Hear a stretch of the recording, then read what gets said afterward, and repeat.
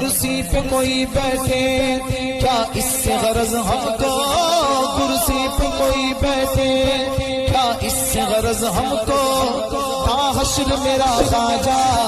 تا حشر میرا خواجہ،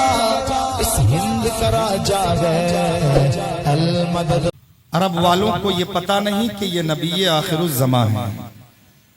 عرب والوں کو یہ خبر نہیں کہ یہ خاتم پیغمبراں ہے۔ وہ تو صرف اتنا جانتے تھے کہ یہ سردار قریش عبد المطلب کا پوتا ہے، عبداللہ کا بیٹا ہے، بنو ہاشم خاندان کا ایک چشم و چراغ ہے۔ مگر میرے آقا کی زندگی پر نظر ڈالیے، آقا نے نبوت و رسالت کا اعلان نہیں کیا، اپنی زندگی عرب والوں کے سامنے پیش کر رہے ہیں۔ میرے آقا کے چلنے نے انقلاب لا کر دکھایا اور عرب کے لوگ مجبور ہو گئے اور اپنی اولادوں سے یہ کہنے لگے، وہ دیکھو محمد ابن عبداللہ کا چلنا کتنا بے مثال ہے،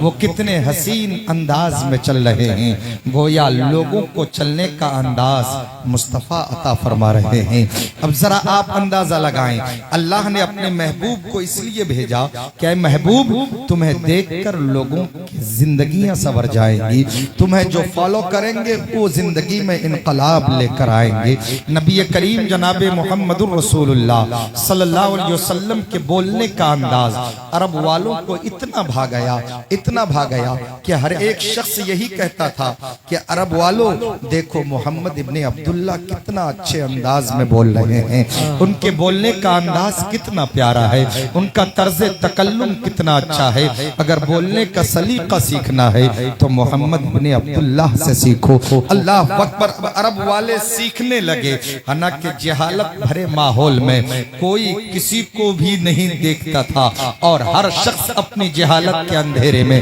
اپنی زندگی گزار رہا تھا، لیکن آقا کریم صلی اللہ علیہ وسلم کی زندگی کو دیکھ کر سب کو زندگی جینے کا شعور ملتا نظر آ رہا ہے۔ اب عرب والوں کو بولنے کا ڈھنگ آ رہا ہے، عرب والوں کو سوچنے سمجھنے کا ڈھنگ مل رہا ہے، چلنے کا انداز مل رہا ہے۔ نبی کریم جناب محمد الرسول اللہ صلی اللہ علیہ وسلم کی جوانی ہے اور جوانی کے عالم میں آقا کریم صلی اللہ علیہ وسلم جس طرف بھی جا رہے ہیں لوگ ان کے پیچھے پیچھے ہو لیتے ہیں۔ کیوں؟ محمد ابن عبداللہ کی زندگی اتنی اچھی ہے، ان کا طرز تکلم اتنا اچھا ہے،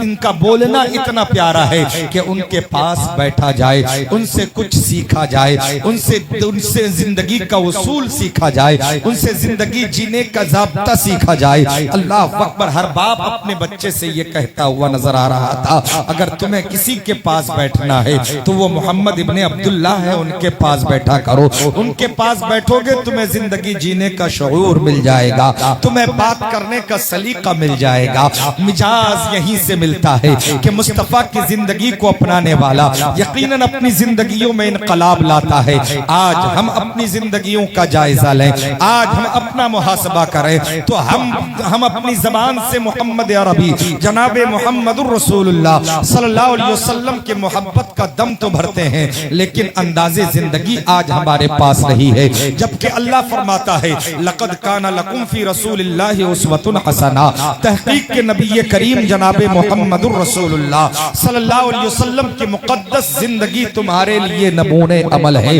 اللہ نے ہمیں زندگی عطا فرمائی، اللہ نے ہمیں تمام طریقے کی نعمتوں سے نواز دیا، ہر چیز ہمارے لیے اللہ کی نعمتوں کو ہم شمار نہیں کر سکتے، مگر اللہ نے فرمایا میرے بندو دیکھو تمہاری زندگی میں اگر میرے محبوب کی زندگی شامل نہ ہو پایا پھر تمہاری زندگی میں انقلاب نہیں آ سکتا۔ انقلاب اسی زندگی میں آتا ہے جس زندگی میں محمد الرسول اللہ کی زندگی شامل ہو جائے، انقلاب اسی زندگی میں آتا ہے جو زندگی محمد عربی کی زندگی کے مطابق گزرے، کیونکہ اللہ رب العزت نے حکم دے دیا میرے بندو اگر تمہیں زندگی گزارنا ہے تو محمد ابن عبداللہ کی زندگی کے مطابق گزارو۔ لقد کان لکم فی رسول اللہ اسوۃ حسنہ، تحقیق کے نبی کریم جناب محمد الرسول اللہ صلی اللہ علیہ وسلم کی مقدس زندگی تمہارے لیے نمونے عمل ہے۔ اب اگر یہ بات کوئی مولوی کہتا آپ سے تو آپ اسے نظر انداز کر سکتے تھے، اگر آپ کو مفتی آفاق صاحب کہیں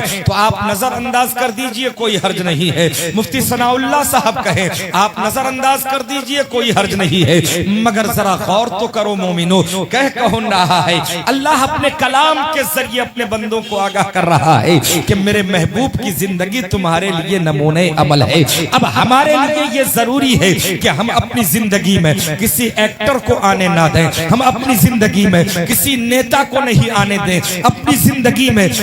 کسی بڑی سیلیبریٹیز کو نہ آنے دیں، بلکہ اگر ہماری زندگی میں آئے تو محمد ابن عبداللہ کی ذات آئے، وہ آقا کریم جناب محمد الرسول اللہ صلی اللہ علیہ وسلم کی زندگی ہماری زندگی میں شامل ہو جائے تو خدا کی قسم ہماری زندگی میں انقلاب آئے گا۔ اب ذرا آپ نظر اٹھا کر دیکھو، ہم نہیں دیکھیں گے تو کون دیکھے گا؟ غلامی کا دم تو ہم ہی بھر رہے ہیں، غلامی کا دعویٰ تو ہم ہی کر رہے ہیں، غلام ہونے کے دعوے دار تو ہم ہی ہیں، لیکن دعویٰ صرف زبان سے کر لینا یہ کامیابی کی دلیل نہیں ہے۔ اگر ہم سچے عاشق ہیں، اگر ہم سچے محبت کرنے والے ہیں اور آقا کریم جناب محمد الرسول اللہ صلی اللہ علیہ وسلم سے ہم سچی محبت کرتے ہیں تو محبت کا وصول یہ ہے، محبت کا تقاضا یہ ہے کہ صرف نقش پائے رسول کو سر کا تاج بنا لینا کامیابی نہیں۔ ہم نقش پائے رسول کو اپنے سر کا تاج بناتے ہیں، ہم اپنے گلے میں تعویذ بنا کر لٹکاتے ہیں، تو نقش پائے رسول کو سر کا تاج بنا لینا کمال نہیں ہے، بلکہ نقوش پائے محمد الرسول اللہ صلی اللہ علیہ وسلم کو اپنا لینا کمال ہے۔ اور محبت کا تقاضا یہی ہے کہ اگر آپ محبت کرتے ہو تو عملی طور پر بھی محبت کا ثبوت آپ کو پیش کرنا ہوگا۔ اگر عملی طور پر محبت نظر نہیں آئے گی، اگر عملی طور پر آپ کے پاس محبت نہیں ہے تو یاد رکھیے یہ صرف ہم گفتار کے غازی کہلائیں گے۔ محبت سے، زبان سے صرف محبت کا دم بھر لینا یہی کامیابی کی دلیل نہیں ہے، بلکہ عملی طور پر محبت کو پیش کرنا یہ سب سے بڑی کامیابی۔ عمل سے زندگی بنتی ہے، جنت بھی جہنم بھی، یہ خاکی اپنے فطرت میں نہ نوری ہے نہ ناری ہے۔ حضرات آپ ذرا صحابہ کی زندگی کو دیکھیں، مصطفیٰ کریم صلی اللہ علیہ وسلم نے اپنی زندگی کا آغاز مکے کی سرزمین پر کیا۔ 40 سال تک میرے آقا نے نبوت و رسالت کا اعلان نہیں فرمایا، مگر عرب والے اس قدر نبی کریم جناب محمد الرسول اللہ صلی اللہ علیہ وسلم کے مطیع ہو گئے کہ ہر جگہ میرے نبی کا چرچا ہو رہا ہے، ہر چوراہے پر مصطفیٰ کا ذکر ہو رہا ہے، ہر جماعت میں میرے نبی کا تذکرہ ہو رہا ہے۔ عرب والے اپنے آپس میں تذکرہ کر رہے ہیں کہ ہم نے جوان تو بہت دیکھے ہیں لیکن محمد ابن عبداللہ سا کوئی نظر نہیں آیا۔ کوئی یہ کہتا ہے ہاں ہم نے عرب میں بے شمار خوبصورتیاں دیکھی ہے لیکن محمد ابن عبداللہ جیسا کوئی خوبصورت نہیں۔ اور میرے آقا کی خوبصورتی حضرت حسان بن ثابت نے اپنی زبان میں یوں بیان فرمایا، وَأَحْسَنُ مِنْكَ لَمْ تَرَ قَطُّ عَيْنِي وَأَجْمَلُ مِنْكَ لَمْ تَلِدِ النِّسَاءُ خُلِقْتَ مُبَرَّأً مِنْ كُلِّ عَيْبٍ كَأَنَّكَ قَدْ خُلِقْتَ كَمَا تَشَاءُ۔ اور جب امام احمد رضا خان فاضل بریلوی علیہ الرحمت و رضوان کی بارگاہ میں آئیے تو اعلیٰ حضرت میرے نبی کا حسن، میرے نبی کے حسن کا چرچا یوں فرماتے ہیں کہ حسن کھاتا ہے جن کے نمک کی قسم ہے وہ ملیح دل آرا۔ ہمارا نبی سبحان اللہ سبحان اللہ، ہمارا نبی سب سے بالا وہ والا، ہمارا نبی تو میرے مصطفیٰ کے حسن کا چرچا ہو رہا ہے، میرے مصطفیٰ کے طرز تکلم کا چرچا ہو رہا ہے، میرے مصطفیٰ کے چلنے کا چرچا ہو رہا ہے، میرے مصطفیٰ کے بولنے کا چرچا ہو رہا ہے، میرے نبی کے انداز کا چرچا ہو رہا ہے۔ ابھی نبوت و رسالت کا اعلان نہیں ہوا ہے، میرے آقا جناب محمد الرسول اللہ صلی اللہ تعالی علیہ وسلم اپنی زندگی پیش کر رہے ہیں۔ مسلمانوں ذرا غور کرو، ہم محبت رسول کے دعوے دار ہیں، میرے آقا نے ابھی نبوت و رسالت کا اعلان نہیں کیا، اس جہالت بھرے ماحول میں اپنی زندگی کو پیش کر رہے ہیں آقا، اور عرب والوں کو اس جہالت کے اندھیرے سے نکلنے کا موقع مل رہا ہے۔ حالانکہ معاشرے کو اگر آپ اپنے نظر میں لائیں تو دیکھا یہ جاتا ہے کہ اگر کسی محلے میں ایک شرابی ہو جائے تو وہ نہ جانے کتنوں کو شرابی بنا دیتا ہے، اگر محلے میں ایک جواری ہو جائے تو نہ جانے کتنوں کو اپنی سنگت میں وہ جواری بنا دیتا ہے، محلے میں اگر ایک بدتمیز پیدا ہو جائے تو نہ جانے اپنی صحبت میں بٹھا کر وہ نہ جانے کتنے نوجوانوں کو بدتمیز بنا دیتا ہے، اگر ایک شخص کوئی محلے میں گالیاں بکتا نظر آتا ہے تو اسے دیکھ کر ہزاروں بچے گالیاں سیکھ جاتے ہیں، تو اب ماں باپ کیا کہتے ہیں؟ ماں باپ یہی کہتے ہیں ہمارے محلے کا ماحول اچھا نہیں ہے اسی لیے ہمارا بچہ بگڑ گیا ہے، ہمارے محلے کا ماحول اچھا نہیں ہے اسی لیے ہمارے بچے کے اندر یہ خرابیاں آ گئی ہے۔ لیکن خدا کی قسم محمد الرسول اللہ صلی اللہ علیہ وسلم کی زندگی سے ہمیں یہ تعلیم مل رہی ہے کہ ہمیں ماحول کو دوشی نہیں قرار دینا چاہیے، ارے ہم تو وہ ہیں جو اپنا ماحول زمانے والوں پر پیش کیا کرتے ہیں، ہم تو وہ ہیں جو ہمارا ماحول زمانے پر اثر انداز ہو، اور محمد الرسول اللہ صلی اللہ علیہ وسلم نے اپنا ماحول دیا مکے کے اندر، اور ایسا ماحول دیا سرکار نے کہ مکے والے یہ کہنے پر مجبور ہو گئے کہ محمد ابن عبداللہ جیسا صادق کوئی نہیں، محمد ابن عبداللہ جیسا امین کوئی نہیں۔ دیوانوں، زندگی کے دو رخ بڑے پیارے ہوتے ہیں، ایک رخ کا نام امانت ہے تو دوسرے رخ کا نام صداقت ہے۔ امانت و صداقت اگر آج نوجوانوں کے اندر آ جائے، امانت و صداقت آج اگر نوجوانوں میں پیدا ہو جائے تو قسم خدا کی ہمارا پورا معاشرہ سدھرتا نظر آئے گا، ہمارے معاشرے میں انقلاب آتا نظر آئے گا۔ اور آج ہم صرف محبت کے دعوے دار ہیں، جلوس محمدی کا وقت آیا، ہم نے جلوس نکالا، نعرے لگائے، محبت کا دم بھرا، اور پھر ہم نے کہہ دیا محبت کا حق ادا ہو گیا۔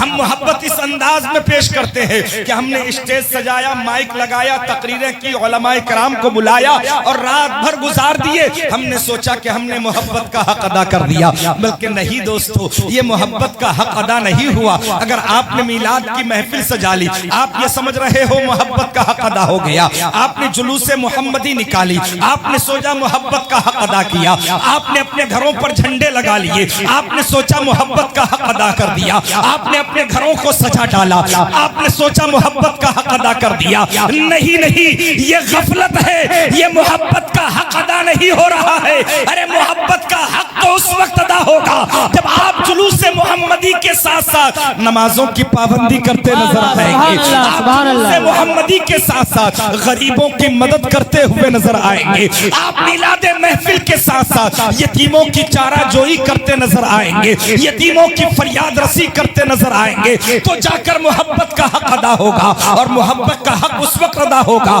کہ صرف آپ جھنڈے لگا کر، جلوس محمدی نکال کر، میلاد کی محفل سجا کر یا آراس کی محفلوں کو سجا کر آپ نے سوچا محبت کا حق ادا کر دیا۔ یہ محبت کا حق ادا نہیں ہو رہا ہے۔ محبت کا حق تو اس وقت ادا ہوگا کہ آپ نے محمد الرسول اللہ کی زندگی کو اپنایا، آپ نے چہرے رسول کو اپنایا، آپ نے گفتار رسول کو اپنایا، آپ نے طرز رسول کو اپنایا، آپ نے زندگی رسول کو اپنایا، آپ نے تعلیمات رسول کو اپنایا، آپ نے طرز زندگی اپنا کر اپنے آپ میں تبدیلی لائی، اور زمانے والوں کو بتایا کہ جب تک بکے نہ تھے تو کوئی پوچھتا نہ تھا، یا رسول اللہ تم نے خرید کر ہمیں انمول کر دیا۔